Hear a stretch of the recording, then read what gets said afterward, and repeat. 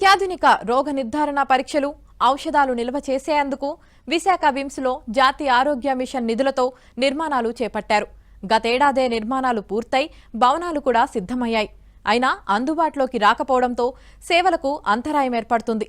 వీలైనంత త్వరగా అందుబాటులోకి తీసుకువస్తే మెరుగైన సేవలు అందుతాయని వైద్యులు అభిప్రాయపడుతున్నారు.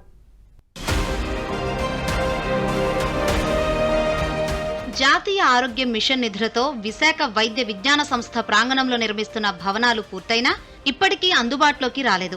అత్యాధునిక రోగ నిర్ధారణ పరీక్షలు, ఔషధాలు నిల్వ చేసేందుకు వీటిని వినియోగించనున్నారు.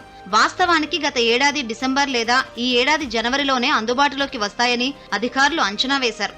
గత వైసీపీ ప్రభుత్వంలో ఆ భవనాలను సమీక్షల కోసం వినియోగించుకోవాలని చూశారు.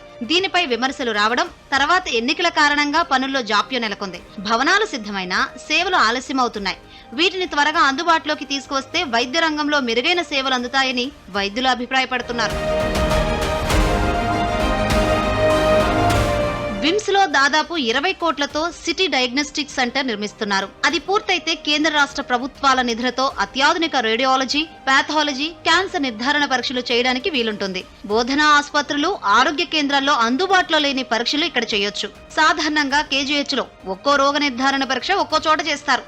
ఇక్కడ అన్ని పరీక్షలు ఒకే చోట చేసేలా ప్రణాళిక సిద్ధం చేస్తున్నారు. దీంతో పాటు ఎంఆర్ఐ, సిటీ స్కాన్ తో కూడిన ప్రత్యేక ప్రయోగశాల పెట్టాలనే ఆలోచన కూడా ఉంది. కేజీహెచ్ లో రోగ నిర్ధారణ పరీక్షలకు ఒక్కోసారి నమూనాలు ఎక్కువగా వస్తాయి.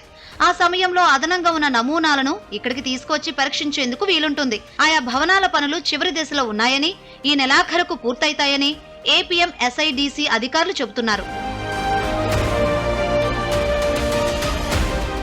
విశాఖలో ఔషధ నిల్వల కేంద్రాన్ని పెదవాల్తేరులోని ఏపీఎంఎస్ఐడిసి భవనంలో నిర్వహిస్తున్నారు. నగరంలో బోధనా ఆసుపత్రులు ఎక్కువ కావడంతో పెద్ద ఎత్తున ఔషధాలు అవసరమవుతున్నాయి. ఒక్కోసారి ఉమ్మడి విశాఖ, విజయనగరం, శ్రీకాకుళం జిల్లాలకు అవసరమైన ఔషధాల తరలింపులో జాప్యం ఎదురవుతోంది. దీన్ని అధిగమించేందుకు అదనంగా విమ్స్ లో 24,982 చదరపు అడుగుల విస్తీర్ణంలో ప్రాంతీయ ఔషధ నిల్వల కేంద్రం నిర్మాణం ప్రారంభించారు. దీనికి కేంద్ర ప్రభుత్వం జాతీయ ఆరోగ్య మిషన్ కింద 10 కోట్లు కేటాయించింది. ఇది పూర్తయితే కనీసం 6 నెలలకు సరిపడా ఔషధాలు నిల్వ చేసేందుకు వీలుంటుంది. ఇంజెక్షన్లు, టీకాలు, ఖరీదైన ఔషధాలు నిల్వ చేసి అవసరాలను బట్టి జిల్లాలకు పంపించొచ్చు.